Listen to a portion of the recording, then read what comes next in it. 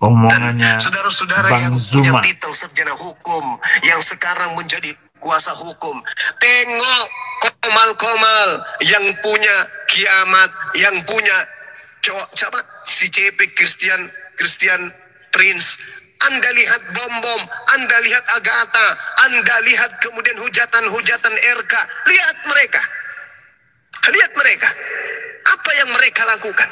Jadi jangan Anda mengatakan, saya kuasa hukum, saya akan melaporkan ini, melaporkan. Apa kamu pikir umat Islam akan diam melihat Tuhannya dihujat?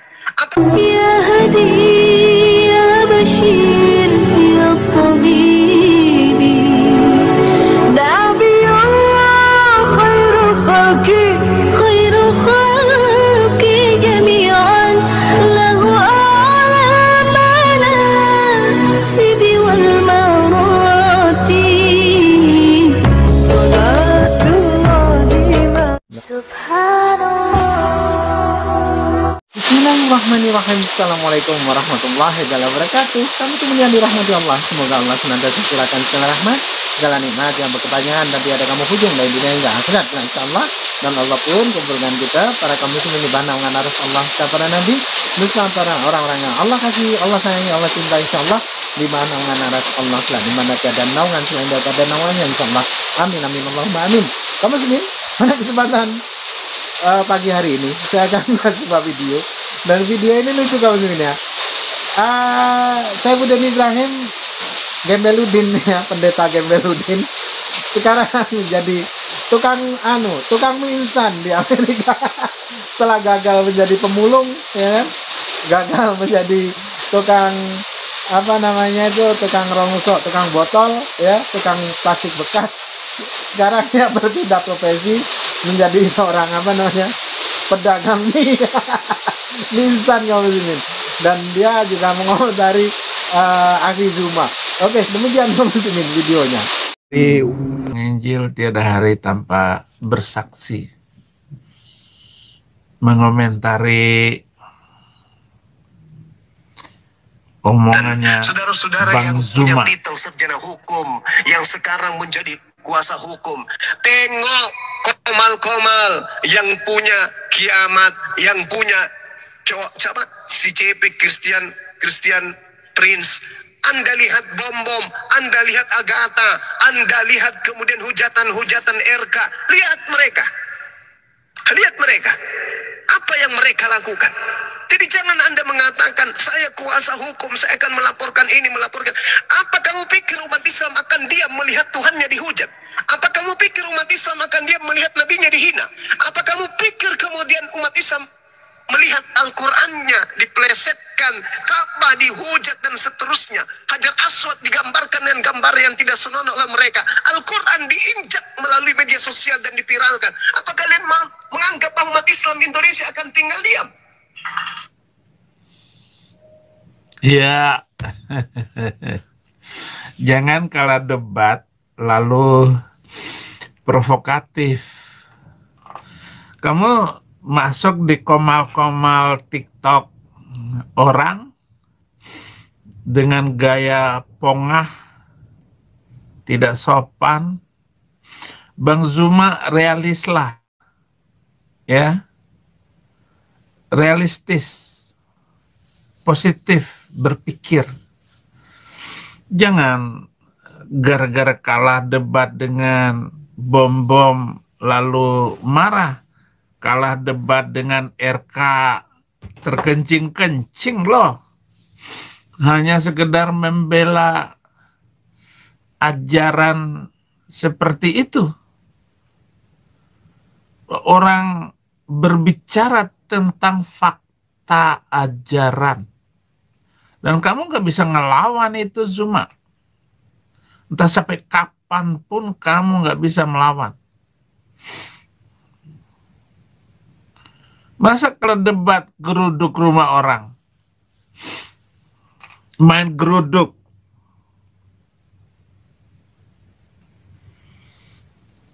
makanya ikutin kata Qur'anmu itu. Surat ke-29 ayat 46. La tujadilu ahlal kitab. Jangan berdebat dengan orang Yahudi dan orang Kristen. Ya, kalau dulu saya debat dengan orang Kristen kalah. Dan kekalahannya itu waktu kuliah saja 15 orang Kristen ikut agama saya. Ikut keyakinan saya dulu. Tapi sekarang jangan coba-coba, karena saya sudah mengerti tentang kekristenan. Saya hafal, mengerti seluruh tema-tema Alkitab. Saya sudah berkhutbah, saya sudah menyusun tidak kurang dari 3.000 khutbah yang belum saya terbitkan. Dan begitu banyaknya anak muda sekarang ini yang pandai jago berapologetika. Apologetika itu adalah mempertahankan, memberi jawaban terhadap hinaan dan ejekan mereka. Maka kami tidak akan pernah mundur. Dulu saya model kamu, Zuma. Tapi coba belajar dengan tulus dan murni tentang Alkitab. Kamu nggak akan begitu. Nggak akan provokatif kayak mereka, Bang Zuma. Pakai nalar sedikit. Apa urusannya kamu panggil-panggil pengacara SH lalu untuk melaporkan? Ngapain lapor? Kayak anak kecil, Papa, saya dipukul. Padahal nggak dipukul. Bilang nggak dipukul. Dipukul nggak dipukul. Gimana yang benar sih? Anak kecil nangis, Mama, Mimi cucu. Astagfirullahaladzim. Zuma. Kamu belum puas menghina kami. Ya? Kamu belum puas ya ngerusak gereja. Itu ada si kumis tipis dulu.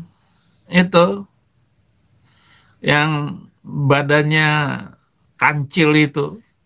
Ya, dia bilang sejak mahasiswa udah berapa gereja Kibait yang ada di Makassar itu dihancurin oleh si kumis tipis.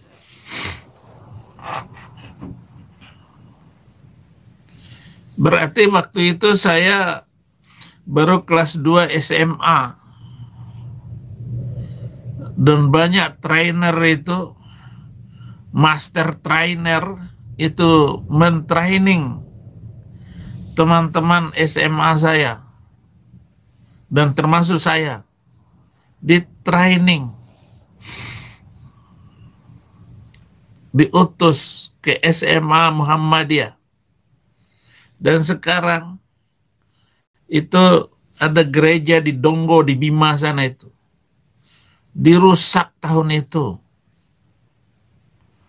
Dan waktu itu saya bangga untuk melakukan hal yang sama. Geruduk gereja. Karena itu adalah perjuangan. Membela Allah dan Rasul. Membela yang benar. Kita nyanyi itu. Maju tak gentar, membela yang benar. Ternyata salah. 1977 kerusuhan di Bima.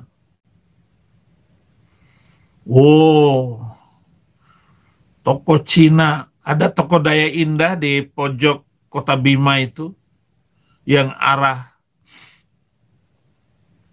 itu dihancurin, dilemparin. Dan betapa mengerikannya tinggal di tengah-tengah mereka itu. Dulu SMP saja saya sudah bisa provokatif. Kenapa? Pengajaran mulai dari rumah, musola kecil, sampai masjid besar, sampai saya khutbah di masjid-masjid di Kota Bima. SMA saya sudah jadi pengkhutbah. Pulang dari kuliah di Solo, saya kembali di Kota Bima, saya khutbah. Sampai Bupati Bima itu almarhum Umar Harun atau siapa namanya itu, Bupati Bima dulu itu. Hampir saya ditangkap. Tapi karena paman saya itu pimpinan Muhammadiyah dan dia segan dengan paman saya itu.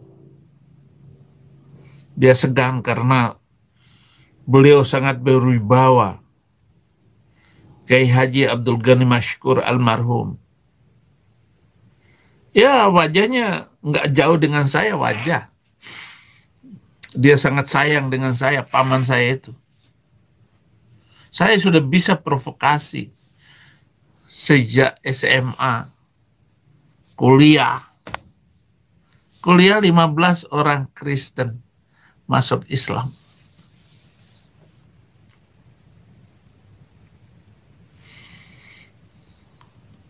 Makanya Bang Zuma, hati-hati kamu ya.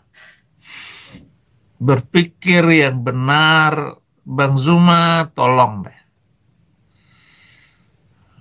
Keutuhan dan kebaikan bangsa ini lebih penting daripada sekedar agama dan membela agama. Janganlah kayak itu si Yaman itu, Habib itu. Hanya memporak-porandakan pola pikir keagamaan. Kamu nggak bisa lawan dulu itu dong. Rizik, Bahar Smith itu kamu lawan dulu situ. Dia itu ngajarinnya aneh-aneh. Kamu lawan dulu dia.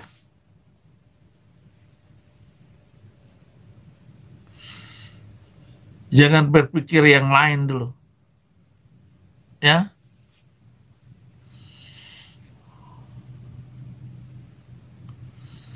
Jelas sekali Quran bilang la tujadilu ahlal kitab. Jangan berdebat dengan orang Yahudi dan orang Kristen. Saya nggak usah debat lagi ya. Insan mokoginta sampai tersungkur sampai mati waktu sholatnya karena berani melawan orang Kristen, berani melawan pendeta. Lu yang celaka. Dan belum pernah ada cerita Mosolman menang berdebat dengan orang Kristen.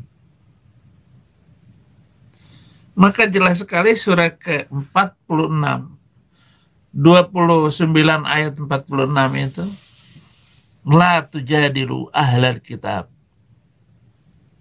Cara ambil makan Indomie di warung Indomie Amerika ya. Nah, kalau mau ngambil langsung jeruk, nah ini tinggal petik pohon. Tinggal petik di pohon. Alami. Tanpa ada bukan rekayasa. Nah, sini.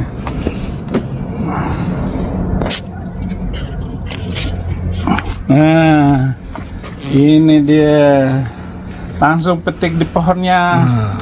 Langsung iris. Asli, kita taruh di Indomie. Indomie. Selera kakek. Selera bayi juga. Ya. Ya sudah. Nah, Bapak makan di sana, kita di sini. Ya. Oke. Mengucap syukur dulu, berdoa. Indonesia bagi Kristus, terima kasih. Berdoa khusus untuk keluarga kami di Indonesia. Berkati berkelimpahan negeri ini, Engkau jauhkan dari belalang pelahap perusak negara, dan ular-ular itu biar mereka masuk ke dalam kamarnya masing-masing, lubangnya masing-masing. Tetapi kami berdoa Indonesia bagi Kristus. Dalam nama Yesus, amin. Amin. Terima kasih. Selamat menikmati Indomie ala Amerika. Iya. Dengan memetik jeruk di pohon langsung dan mengirisnya. Itu guys. Terima kasih. Habis Saifuddin langsung mengiris jeruk langsung dari pohon. Bukan, bukan ini. Buktinya ini ada potongannya. Nah, ini guys. Berarti di Amerika ini kita hidup sejahtera guys, tanpa ada rasa takut dan gentar. Karena sebentar lagi nanti pelanggan kami akan datang dan makan di sini. Makan. Ini ala Amerika guys. Iya. Jadi kita masak warung Indomie alami, natural. Betul. Jadi tidak perlu Itu kita fotoin nomor mobil kita itu. Nomor mobil kita tuh. ada. Tuh. Nah, ini guys. Depan dan belakang. Nah, ini guys, ini salah satu customer yang datang. Ada lagi di sana guys. Nah, jadi ini customer tinggal dia memasak sesuka hatinya guys, tanpa kita ada yang melayani. Jadi kita melayani diri sendiri guys. Memetik jeruk dengan tangan kita sendiri guys. Mantap. Jadi setengah jeruk tadi pas. Itu. Ada bekasnya tadi. Ada guys, itu sana. Itu ada. Ambil dulu. Itu bekasnya guys. Itu masuk ke dalam. Ke sana lagi, ke sana. Itu ke sana. Nah, itu. Ini. Nah, Oh. ini guys. Asli guys. Kita petik tanpa ada. Ini memang Bapak Saifuddin ini orangnya suka yang natural guys. Oke. Alamiah. Oke guys. Sudah. Apa cukup. kata-kata hari ini Bapak Saifuddin Ibrahim?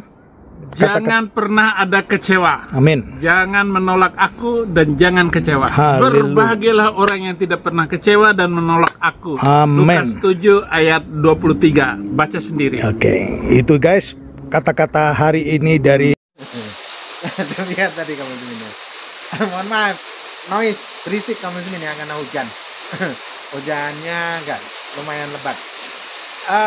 Jadi untuk Saifuddin Ibrahim sendiri ya. Perbedaan ketika Saifuddin Ibrahim dahulu berlimpah harta benda oleh karena donaturnya ya, dari donasi ini. Dulu Akhi Suma hanyalah seorang hamba Allah yang sederhana ya, tapi memang beliau ini orangnya gigih dalam usahanya. Kebetulan beliau juga memang orang yang berilmu ya, dari bisnis beliau kerjakan ya, sampai saat ini beliau jadi orang kaya raya. Nah sebaliknya si Udin yang dahulu jadi orang kaya raya sekarang jadi apa? Jadi gembel.